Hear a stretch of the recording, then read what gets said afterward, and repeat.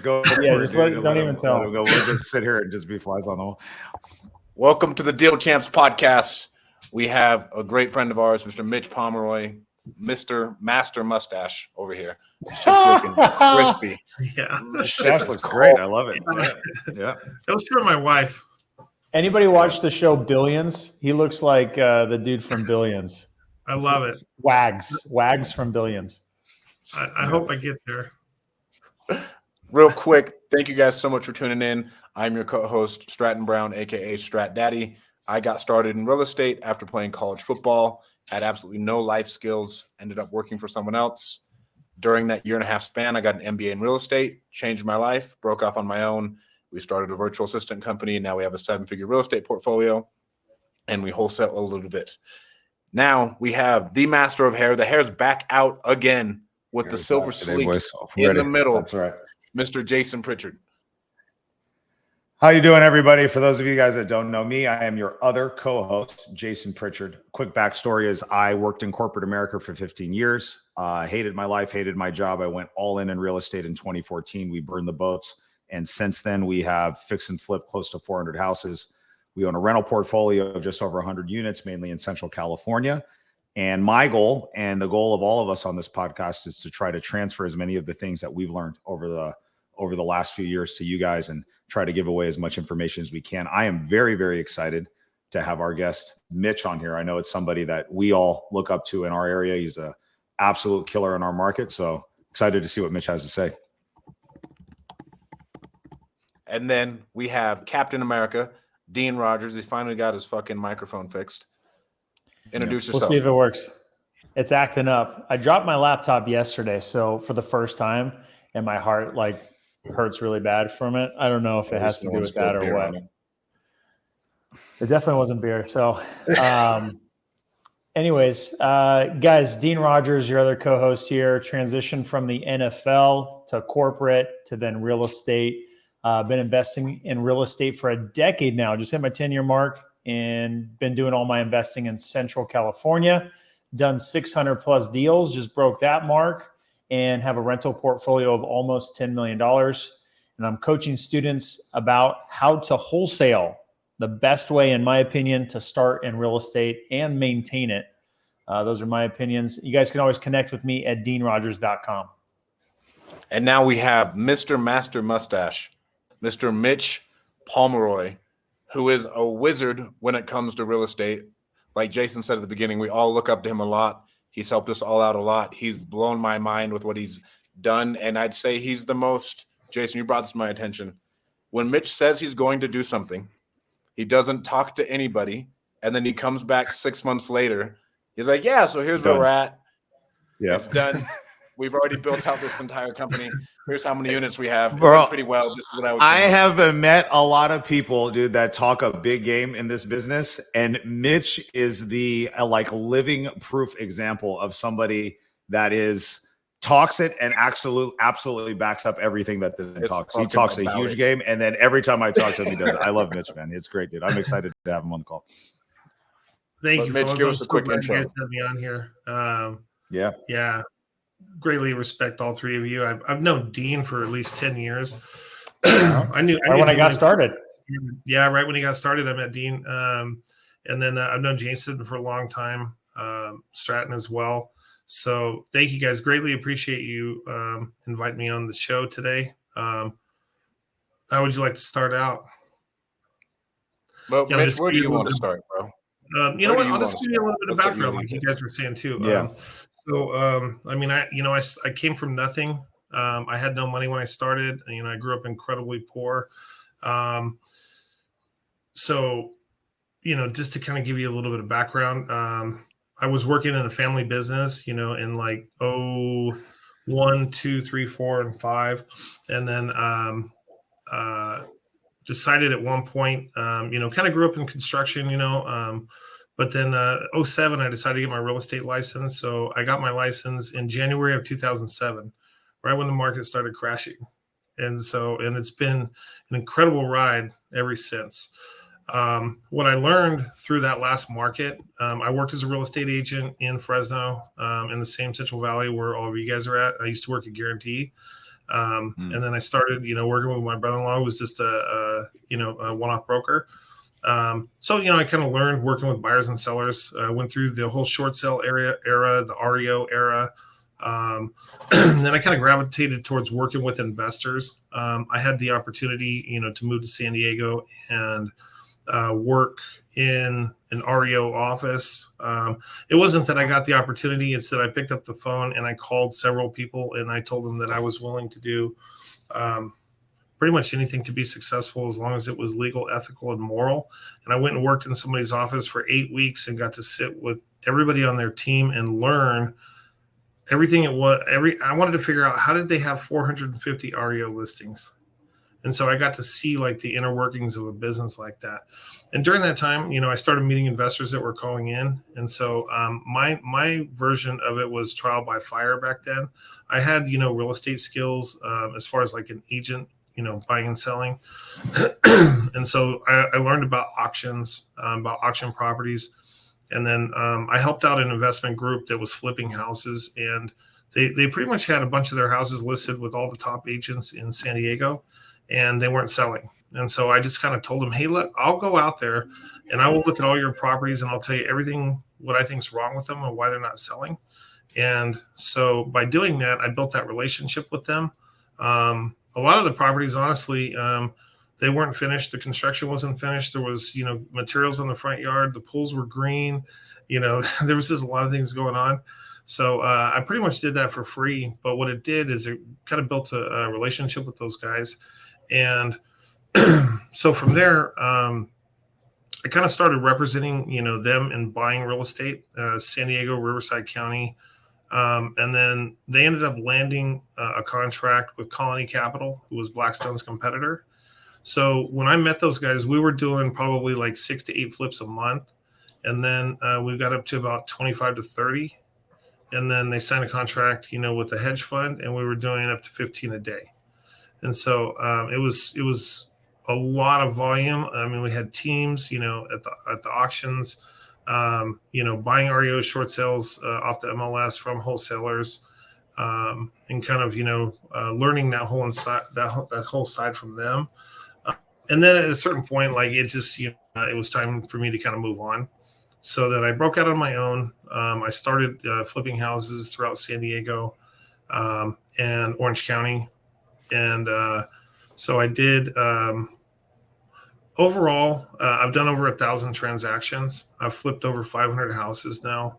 About 2015, I kind of flipped myself out on flipping houses. I got to a point where, when I started flipping houses, there wasn't like a manual, of like what to do, how to set up an LLC, like all this great, all these great people, like you guys, that are out like educating people and teaching them, the right way to do things.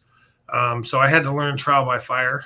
And, so I got to a point where I just, I was flipping a lot of houses. I was doing like 20 plus at a time. And it wasn't all by myself either. I mean, I was raising private capital. I had partnerships going.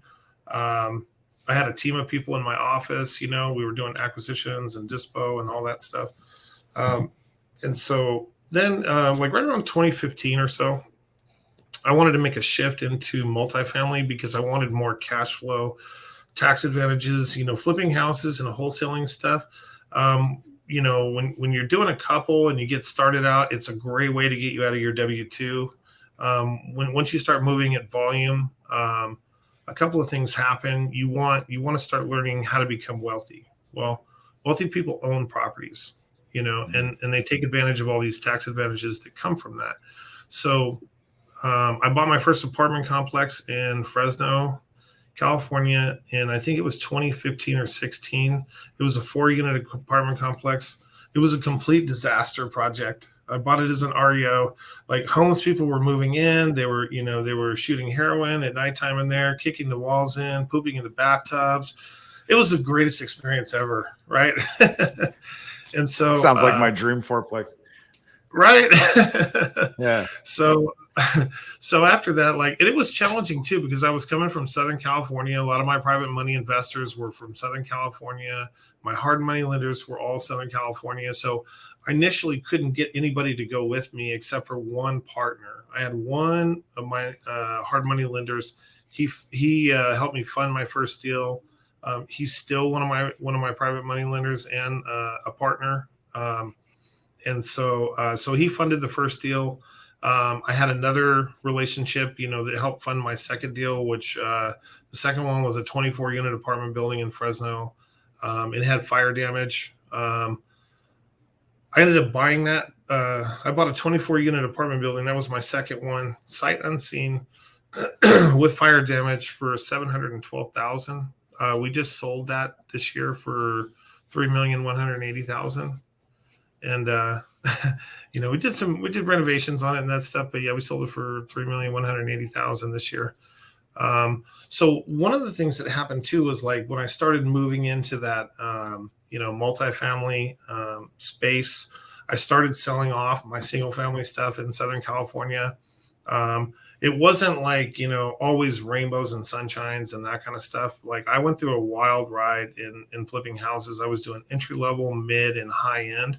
And so I got to experience a downturn a little bit on the high end stuff. And it's like, it's a whole different game, right? When you're kind of moving up these levels of house flipping and apartments and all this stuff. So, so I moved into the multifamily space. The first one was 4 units, 24.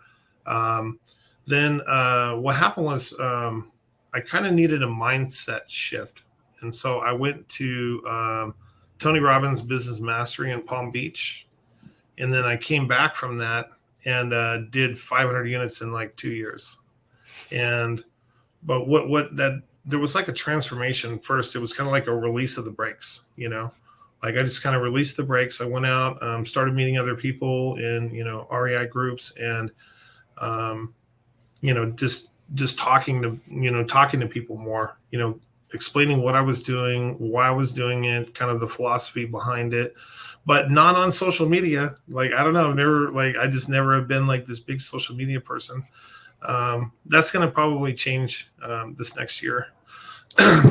And so let me jump in and ask you a question, Mitch, because I think there's a lot of stuff to unpack. And so I remember meeting you. This is when I think you and I met, was kind of around this time period where you were having this transition. You'd already successfully transitioned into multifamily.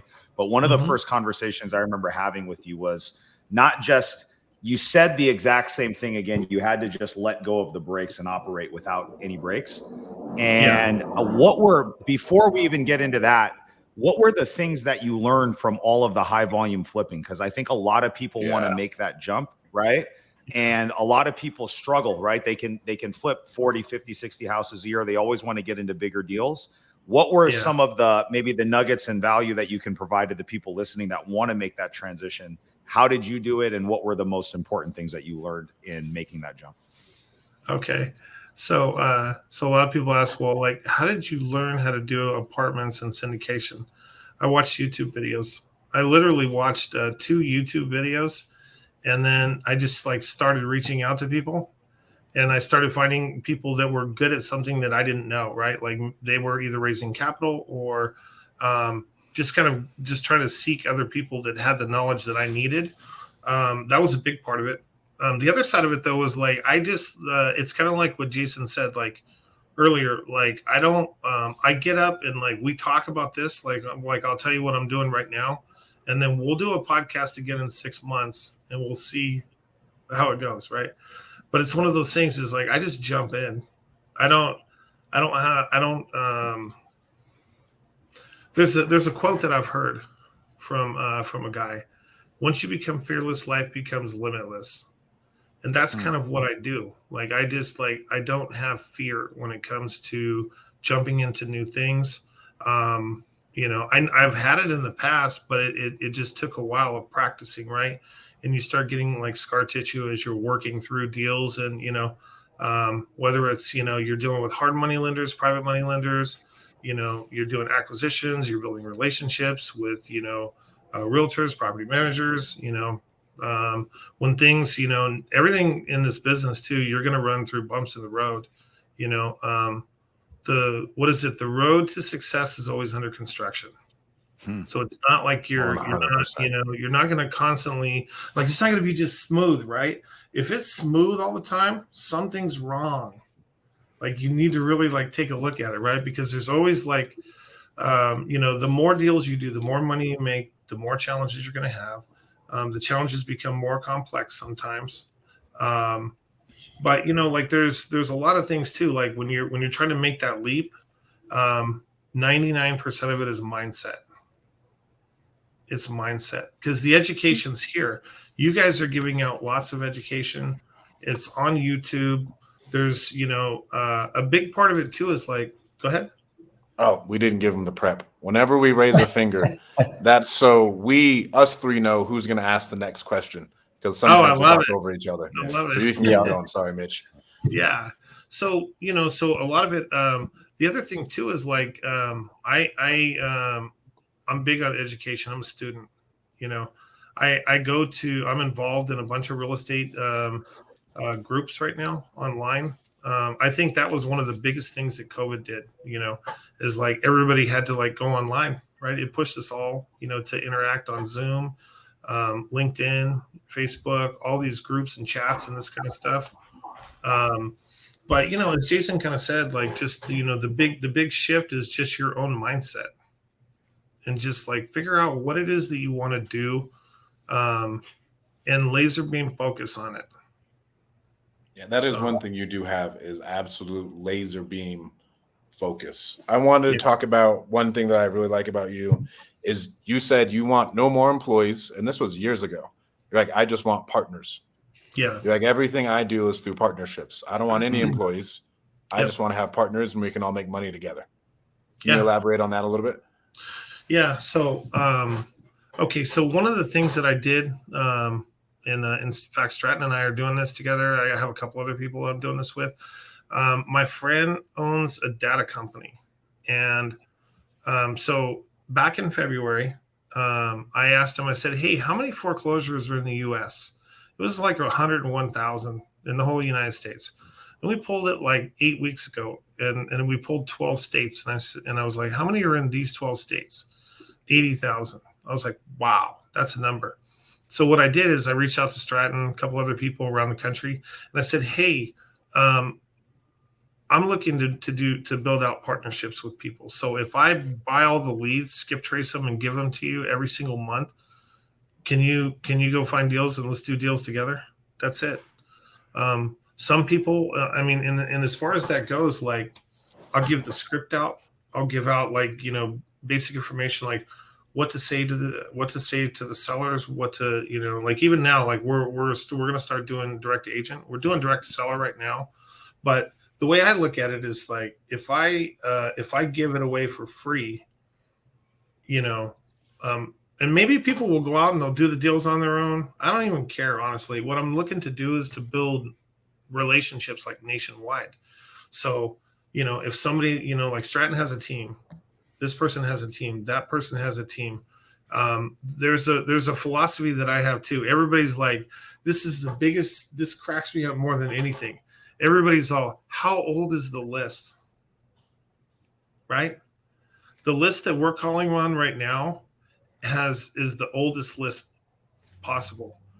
The list that we're calling on right now are foreclosures that are happening in the next 2 weeks. That means every wholesaler has contacted them. Every agent has talked to them. Everybody in town has talked to these people.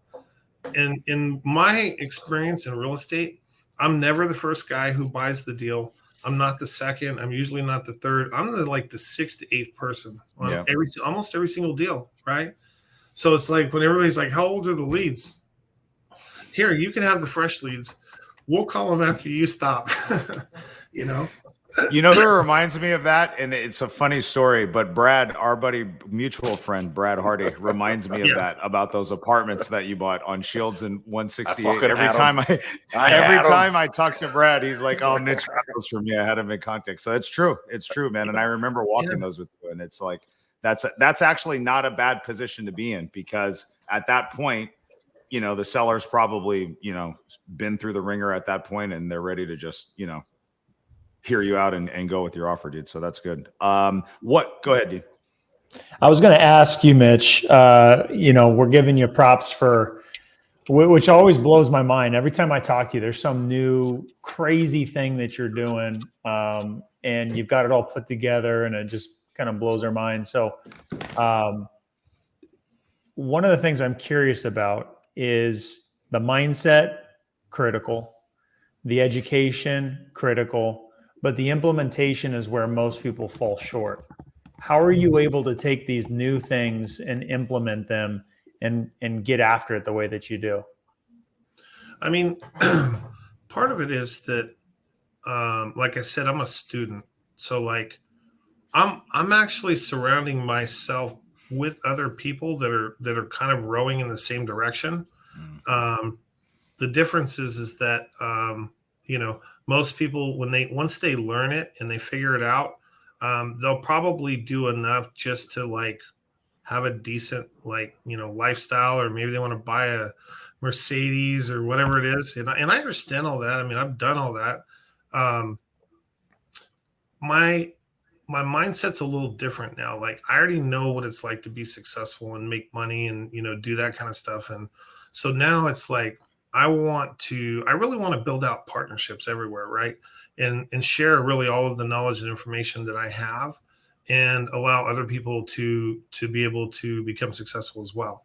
On the other side of it, like Strat was saying too, like even with my team, like I just built out a team of 6 VAs. I kind of set the tone in the beginning by telling them, I don't want you to think that you're working for me. What I want you to do is I'm going to give you your base salary when you start. The managers that I hired, I doubled their pay, so they make more than most people in their area. But what I did was I told them, I said, look, we're going to do profit sharing, which means that when the company's successful, you're going to get a percentage of everything that we do. So to give you an example of that, then I explained to them, I was like, if we, we're training virtual assistants right now to take it from cold call to contract. You know what I mean? On sub 2 deals, on wholesale deals, on that. So literally, like my virtual assistants, so you understand, like my team, I brought them in as operational managers. I didn't just bring them in. And the other thing too was like the people around me, like I want everybody to be able to bring their ideas to the table, right? I know what I know. I want to know what you know. You probably have ideas that other people aren't even thinking about, right? Or we can collaborate together. So I do that with my assistants, who I made managers right out of the gate. And I told them, I said, hey, look, I'm looking at you as a partner, not just somebody who works for me. You want to know how many hours they worked last week? I didn't tell them to do this. 70. They're putting in 70-hour work weeks, crashing the phones, learning the scripts. They built website in 3 hours. They actually took Canva and created the real estate process, and they're doing voiceovers of all the training. They recorded every single software, every single process system that we have going. They're recording that and creating a training manual, so that way, like all the new people that we bring in, we'll be able to do that, right? And even if we're doing a preferred partnership, like say for example, like Strat wanted to go set up a dialer, set up launch control, set up these things. We pre-recorded all the videos on how to use the software. So when we do like a partnership with somebody, like we're going to share that with you, and then provide the leads, provide all of that. And then if you need help closing, same thing, like the leads will come back in, we'll close them, we'll do splits with people. Like I just want to do deals with a lot of people, across the country, so. Let me ask you something really quick, Mitch, because another thing that I picked up of just being around you is, and you said this earlier, is you're always learning. The first time that I met you in person, I don't remember if you remember this, was like one of the early on meetups that I did at my old brokerage, and you were just kind of in the back, and you casually were like, yeah, we have 250 apartments here in Fresno, and we're looking to buy more. And I was just like, who is this guy at some meetup on how to do deals, right? And it's been, even before we got on this call right now, you're talking about how you were at WealthCon last week, and you continuously put yourself in this position where you're constantly learning. What was it? Did something happen that made you embrace this idea of constantly progressing, constantly learning new things, never feeling like you figured it all out? Why has that always been so important to you? I think part of that is because, like I said, like I grew up with nothing. I came from nothing. I don't know if I ever told you guys this. Both of my parents passed away when I was really young. So my dad passed away when I was like 5. My mom passed away when I was 11. I grew up in foster homes. I got in trouble when I was younger in high school. So like, all of the combination of like all of these experiences. There was two people though along the way. My stepdad and my brother-in-law were alpha males, and they had incredible work ethic. And so like one of the things that they kind of instilled into me was that, nobody was going to give you anything. Right. And if you wanted it, you better go figure it out and you better work hard for it. Right. So, education though, when, I'm 48 years old, I'll be 49 this year. Education when we were younger, I mean, Windows 95 came out in 95, 96, somewhere around there. So prior to that, like we were only provided information of what, schools, government, and our parents knew, right? Which a lot of it was conventional wisdom. So the reason why I'm such a big student now and I'm constantly learning is because there's so much content online, and there's so many people like you guys that are out there, and you're doing your business, you've learned, all the different things that you know about. And so the way I see it is that I'm just barely scratching the surface, like on the knowledge, I know what I know, but I don't know what you know, right? So, but if I partner with you, you're probably going to rub off on me, right? I'm going to learn some stuff of what you're doing. I went into Jason's office, and I mean, he runs like one of the most finely oiled machines that I've seen. There's only like a handful of offices that I've been into where it was like that organized and like, so it's impressive, right? And so for me, it's like if I walk in and I get the opportunity to talk with somebody, learn from them, see how their operation works, share the things that I'm doing and what's working in our side. The other side of it too is that, like I said, when COVID happened, like a lot of us, there's YouTube and this kind of stuff, but if you think about it, like how new is YouTube, Facebook, and all this stuff? It's like less than 15 years old. Yeah. So, but what happens is that when everybody, like you guys and other people out there you're going out there, you're carving your path, but you're sharing the information, right? The thing that I like too, like Stratton had a mastermind, and he asked me if I'd come speak at it. Well, most people don't ask me to come speak at their events because I'm just not all over social media, right? But when I reach out to people, and so like Stratton, invited me to do that. And so that was kind of like this year, I was like, hey, you know what, maybe that's what I'm going to do. I'm going to start, going on more podcasts. I'll start sharing like what we're doing right now. And we'll see if I can learn more stuff as well. Right. So, but yeah, as far as that education side, I mean, I think a lot of it has to do with the fact that, when I was younger, I was only provided the education, that was in front of me. And now it's like I have the opportunity, especially with all these apps and tools and Zapier and all this crazy stuff, right? I'll tell you what I told my team too. I said, hey, look, I have no idea how any of these apps or products or anything work, but if you tell me what to do, or you tell me what you need, my philosophy was, I think it was Steve Jobs said it, right? He said, hire smart people, give them the tools that they need, and get out the way. Yep. And that's what I did. I realized that these two ladies that I hired were incredibly sharp, and they just needed someone to believe them and tell them how smart they were, and provide kind of like an open runway to let them like take off. And so the other thing too was that, I told them the same thing. I said, hey, look, I'm going to buy all the tools, and whatever you need, you're going to get it. And then I'm also going to teach you I heard another reference to it also the other day about closing people, right? I'm not really trying to close people. What I'm trying to do is have quality conversations with people.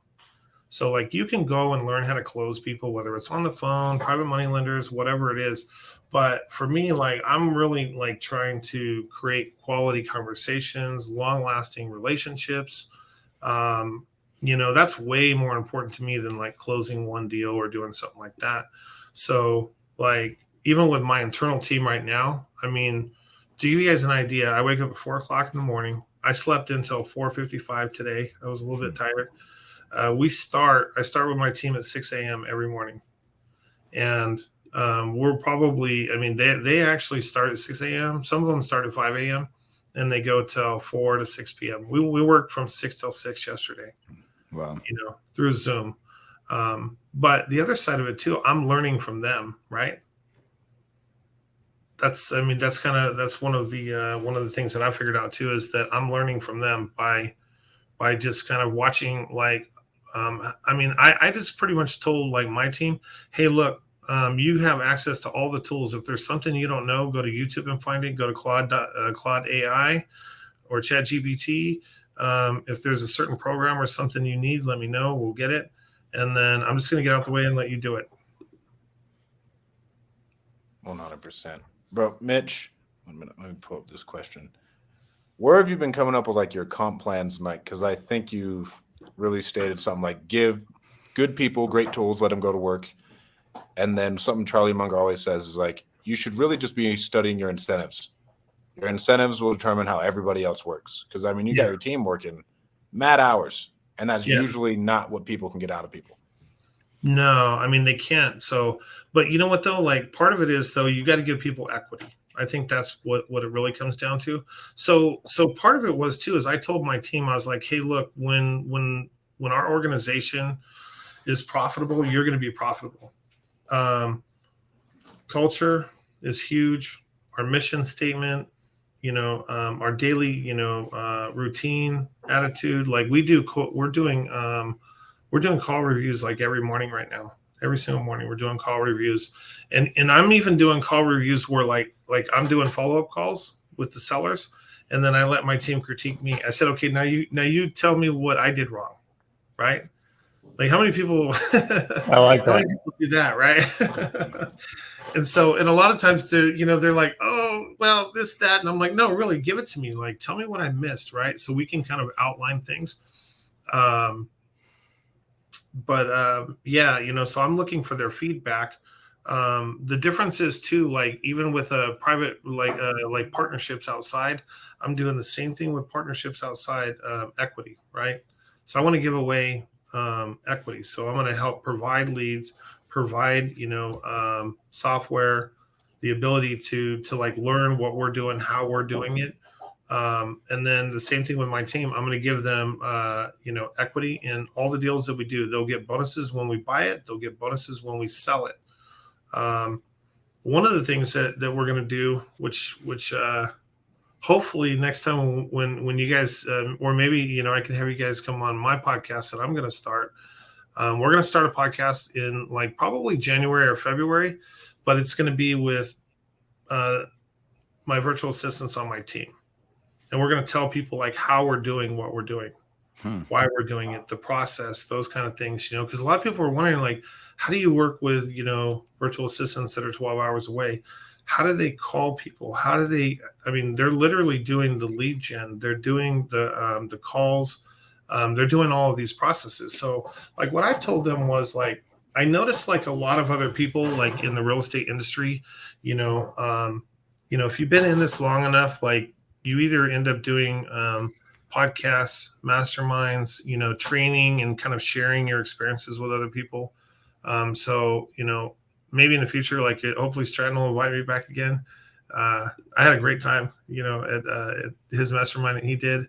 But, just kind of also sharing like, these experiences of what we're doing.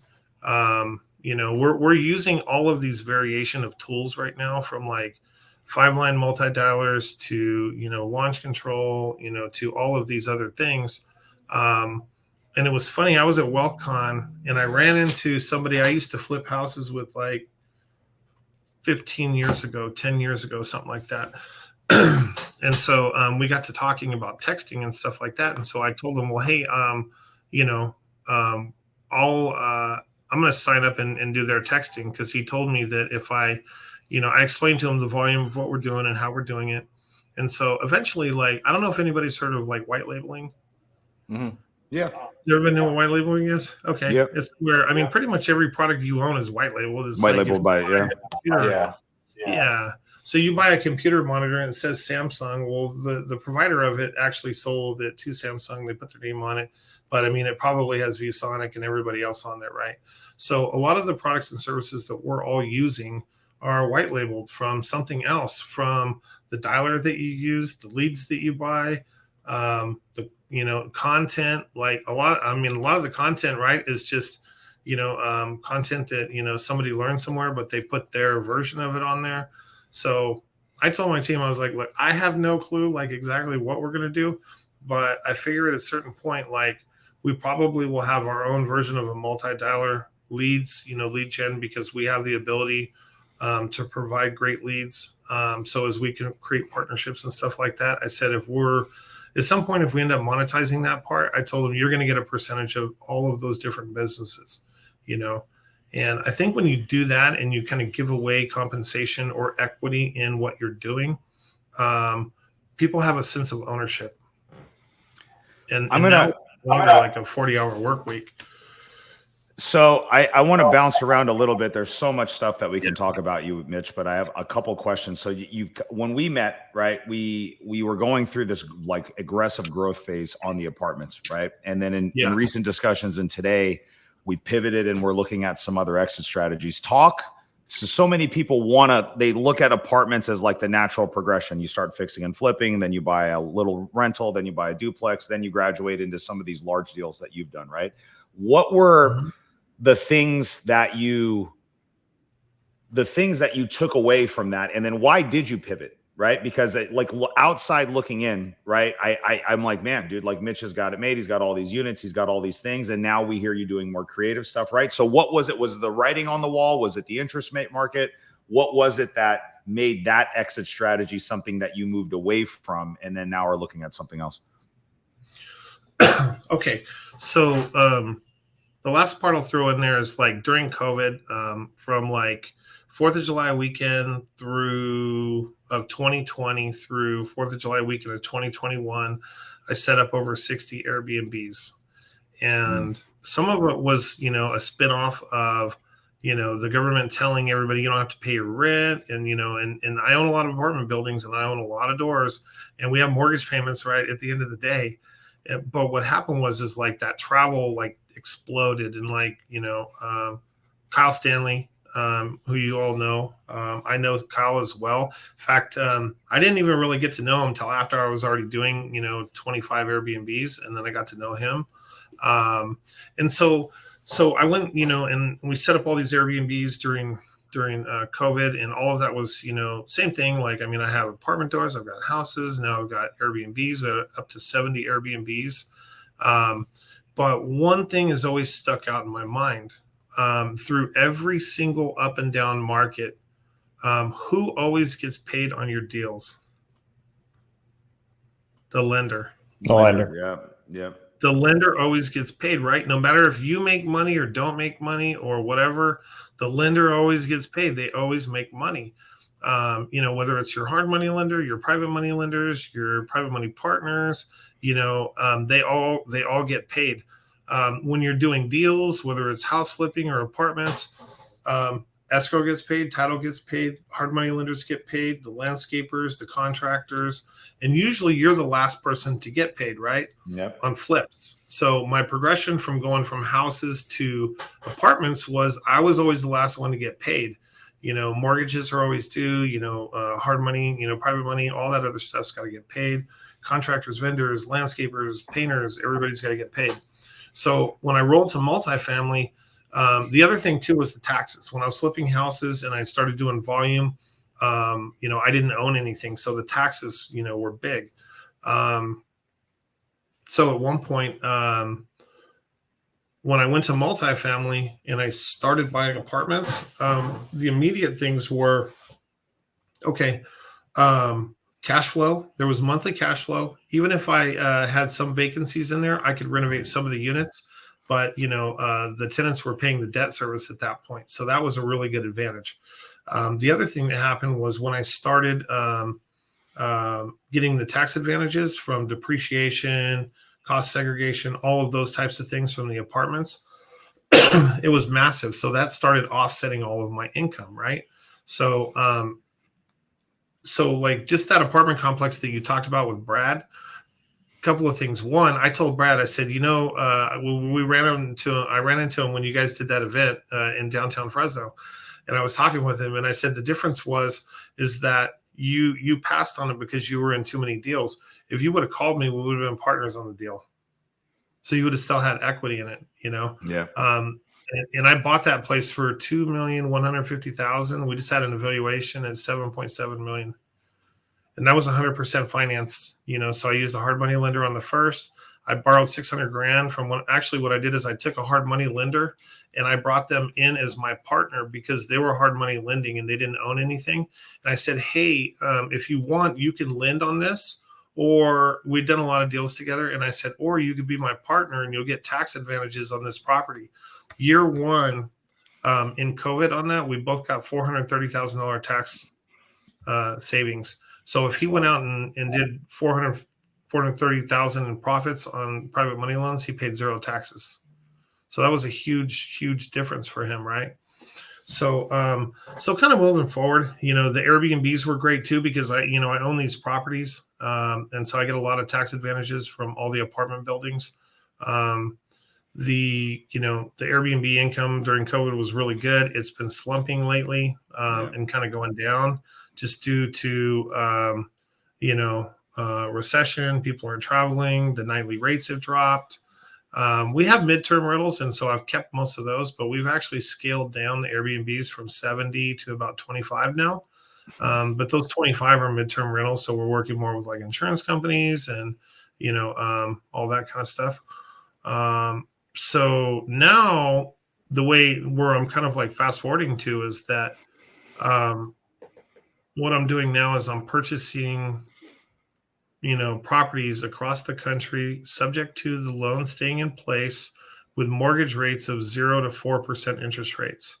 Most of the ones I've been buying are 2 to 4% interest rates. There's a lot of people that are letting go of their houses right now. And, as I was telling you before, lenders make the money. So what I'm doing is why isn't this on the news, Mitch? I know you mentioned it before the call. There's more foreclosures coming. I don't feel like I've heard wave of foreclosures. I've heard doom and gloom of just the market, but I haven't really heard of more foreclosures. So as I was telling you guys before the call, so just to give you an example, February, one of my friends owns a data company. We pulled all the pre-foreclosures in the U.S. So all 50 states, it was like 101,000 SFR. There was like 49,000 commercial. And so about 8 weeks ago, we pulled the SFR just in 12 states, which was Hawaii, California, Arizona, Nevada, Colorado, Texas, Tennessee, Georgia, North Carolina, South Carolina, Florida. So in February, there was 101,000 pre-foreclosures in the whole country. Just in those states, there's 80,000. That quick. Last Friday or Thursday, we pulled all the pre-foreclosure. So last Friday, what we did is we pulled the auctions, which are, you're at, you've already gone through 60, 90, 120 day default, and now you're going to auction. So like Clark County in the next, 6 to 10 weeks, there's 3,000 houses going to foreclosure just in Clark County, which is Las Vegas, Nevada, and Henderson. Colorado Springs, 350 in the next 4 weeks. Denver, another, couple hundred. Texas has lots of foreclosures. Florida has thousands of foreclosures that are coming.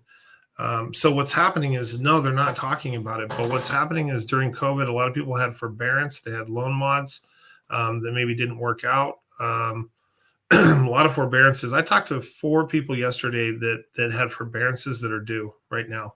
And so the problem with a lot of forbearances is that if they didn't negotiate to roll the late payments onto the back of their loan, it's all due right now. So if you're 40 or 50 grand behind and all of a sudden like you lose your job or you weren't able to find employment, now you're in serious trouble. And so, I bought a house 2 weeks ago with a 2.5% mortgage with a VA loan on it. The reason why I like the VA ones is there's no principal mortgage insurance involved, and it actually states in the VA documents that you can do subject to, and you can assume the loan and you can take over. So with that particular person, what I was able to do was they were a veteran. And they were getting transferred out. They could no longer afford the mortgage payment. So I actually took it over. We caught up the payments on it, transferred title. So I own it subject to the loan staying in place. So it'll start to repair their credit. So in the future, they'll be able to buy a house again in a year or two if something changes with them and they get a job. So the flip side of the coin in becoming a lender is 65% of everybody who applies for a mortgage gets denied in the United States. So over half of everybody who applies for a mortgage gets denied. That's small business people, like people who work in real estate. That could be your contractors, your painter, electricians, small business people who own a restaurant, nail and hair salons. It could be anything, could be somebody who got a divorce, right? And maybe one spouse just, got upset and damaged the credit. The difference is that, now what I'm doing is I'm buying a property subject to helping somebody avoid foreclosure, repairing their credit, and then I'm going to turn around and seller finance that to somebody who normally wouldn't be approved for a mortgage. So, all right, we got a lot to break down, and I want you to talk about your second half after you seller finance that, because I think for experienced investors, that's a really good way to pull all your cash back out of that deal. But talk about what makes a good sub-2 deal. I think there's a lot of people running around with their head cut off trying to sell really, really high entry fee sub-2 deals that don't make any sense. Us three were talking about this the other day.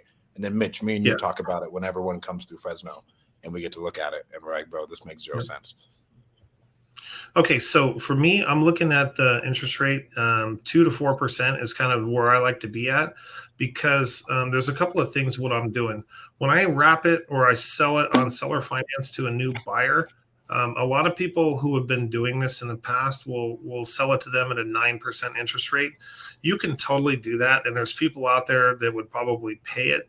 The version of what I'm doing is a little different. So let's say I bought a house for $500,000. I bought one recently. It was the house was built in 2022, 5-bedroom, 4-bathroom, 2,500 square feet. The interest rate is 3.5%. So I actually paid realtor fees. This is an on-market deal. I paid realtor fees. A wholesaler brought me that deal, so I paid a wholesale fee on it. I caught up, the back owed payments on it. So for me, all in, I was into it for like $38,000. So I'm into it. Let's call it for $550,000. What I'm going to do is I'm going to go and I'm going to add $100,000 onto the balance of a loan for a new buyer. So what I'll do is I'll sell it to a new buyer for $650,000. My goal for them is to give them a 5.5% interest rate instead of a 9%, like what everybody else is doing. So if I give them a 5.5% interest rate, and let's say in a year or two the Feds drop the rates, when do you think that it's going to come back down to 5.5%?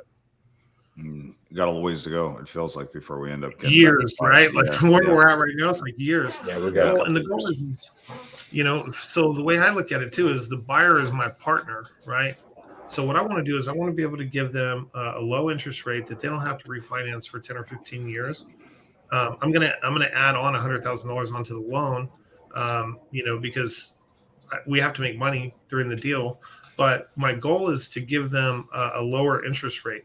So now, if I'm Bank of Mitch and I'm financing you, my number one concern is that I want to provide a mortgage payment that you can afford. I'm not in the business, just like any lender, of foreclosing. That's what I want to do. I want to provide a mortgage payment that you can afford long term. At the same time, my initial down payment of $38,000, I'd like to get that back. So that's going to happen a couple of ways. If I can find a buyer who will give me my $38,000 down, I'm going to give them the lowest interest rate I can. It might be 5%. It might be 5.5%. If I get 100% of my money back. If I get 75% of my money back, then the interest rate might be a little higher. It'll be 5.99 or somewhere around there. If I only can get 50% of my money back, then I'll give them 6.5%. But But what it's going to come down to is the affordability of the borrower. What can they afford monthly in a long term, right? My borrower is somebody who probably has been on the job for 5 to 15 years. Maybe they have credit, maybe they don't. Maybe they took a little hit, on their credit from a divorce or something like that, but they've got good income, solid job. That's my buyer, And so the way I see it is that number one, if I find a buyer like a contractor or someone like that, and I get all my money back, for me as the investor, I want to provide them with a loan payment that they can afford long term, right? So as long as they can afford that loan payment long term, then I'm going to finance them. People go out and buy $80,000 to $100,000 cars all the time, and they can't afford the payment, right? But so what did the car makers do? They went from 48-month payments, longer 60, loans, 72, 84. Now they're doing 96-month payments. Depending on the cost of the car, they will go up to, they'll even go higher than that. So the reality of it is people walk in and finance their cell phone. They finance their car. I mean, pretty much everything that people buy these days is financed because it comes down to what can they afford monthly. Affordability. Yeah. Yeah. It's all about affordability. Do you think, Mitch, that strategy, the exit specifically, the wrap, and then selling it on some type of owner finance or seller finance terms, right? Do you think that works better in, let's just call it, less expensive markets, maybe not so much in California? I see a lot of people talking about this in like the Midwest and the Southeast, right? Where your price points and stuff to get into those deals are not just cheaper for you, but cheaper for the buyer, the buyer, right? Out here, if you want to bring, like you're saying, like a $600,000 house, you got to get, 60, 70, 80, maybe $100,000 down from that buyer, right? So does it work better for you, or does it you're the one doing it? So as your experience, it doesn't matter the market, or is it more, does it work better in certain markets and areas? I think just like flipping houses, it's kind of a similar model, right? Because you could flip entry-level houses and mid-level houses and make really good money. And you could start flipping high-end houses and think that you're going to triple or quadruple that, and completely not. Yeah. I've done both, right? So it's like, I've made great money on high-end houses, and I've broken even on high-end houses before too. So it's one of those things, like, I'm not looking at houses, probably I'm trying to stay under, we'll call it 600, 700 grand for the most part. Unless it's in a specific neighborhood, the interest rate is really low when I buy it. What's really critical for me is I want to buy sub 2 with 2 to 4% interest rates. I want my entry fees to be somewhere between 15 and 40,000. Because that's a reasonable amount that we can probably go find a borrower and do. Now, let's just say, even if it's 50 grand, right? I do have a higher end house right now that I did buy in Las Vegas. The interest rate was a little bit higher. It was 5.5%. My all in on that, I think the mortgage was like 609. I think all in with catching up, the back owed payments and, paying a realtor and paying the wholesaler on that deal. I was in for like 675, 680, I think, all in. But the difference was on that one,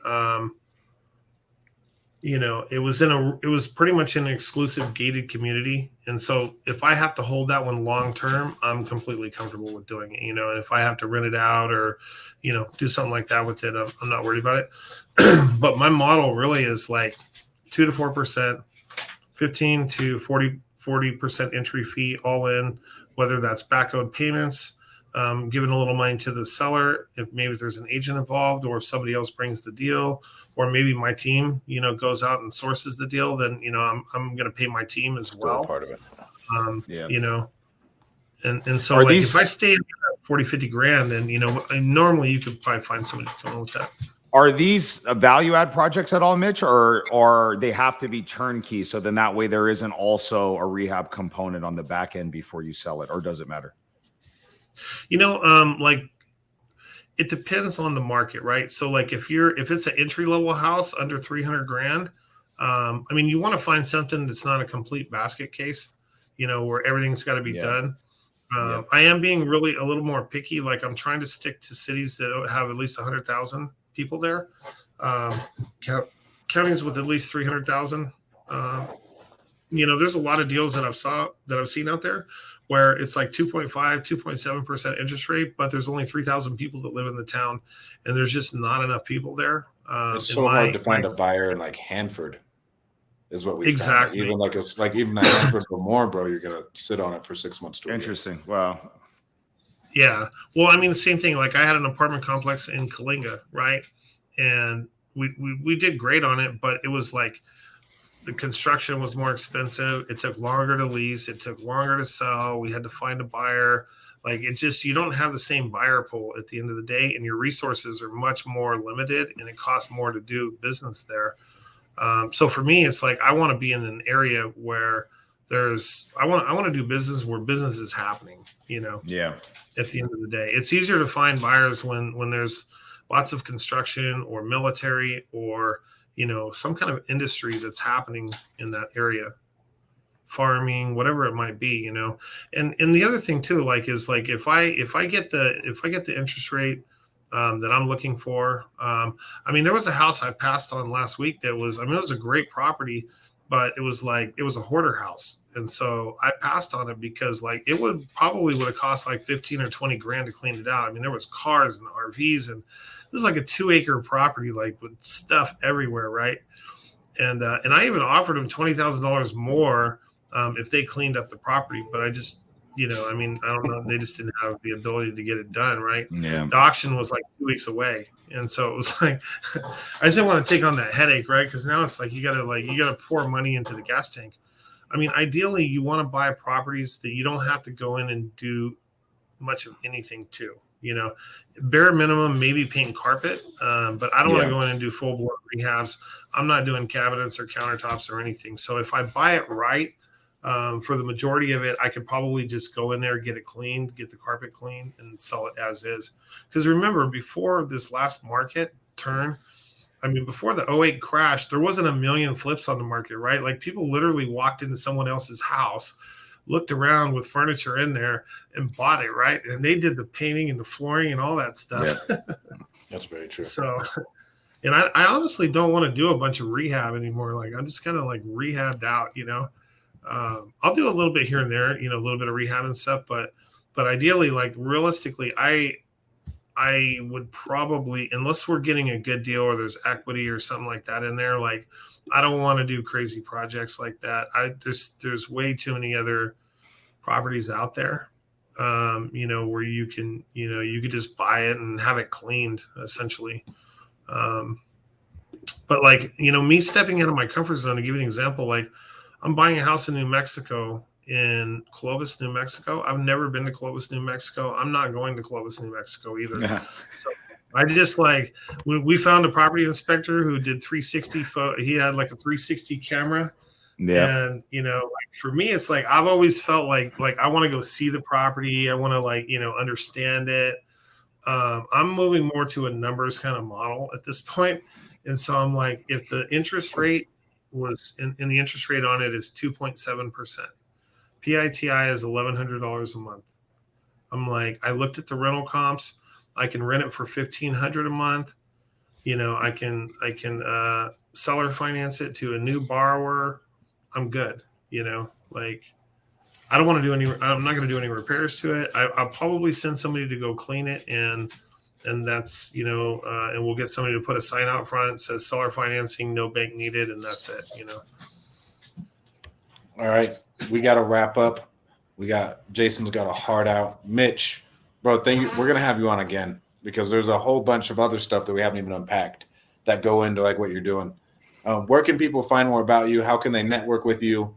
How can they help you make more money? You can find me on LinkedIn, Mitch Pomeroy. We also have a website that'll be live probably by Friday. It's freshstartsolution.com. Freshstartsolution.com. My phone number, you guys can share that also. It's 619-794-6102. You can call me on my phone. I do answer it. And if you want to just talk and, I'd love to help you guys out. So, so I appreciate you guys. Thanks for having me on today. Before we go, we got a Pat Hilton special here. When I hear the value in this show every week, I reek of excellence for hours afterwards. Supporting the show means supporting freedom, life, liberty, and the pursuit of happiness. Shout out to Pat Hilton. Shout out, Pat. Appreciate you. Thank you so much for coming on, Mitch. You guys, thank you so much for tuning in. Don't forget to like and subscribe. Thank you, guys. See you guys soon. Appreciate See ya. you guys. Thanks.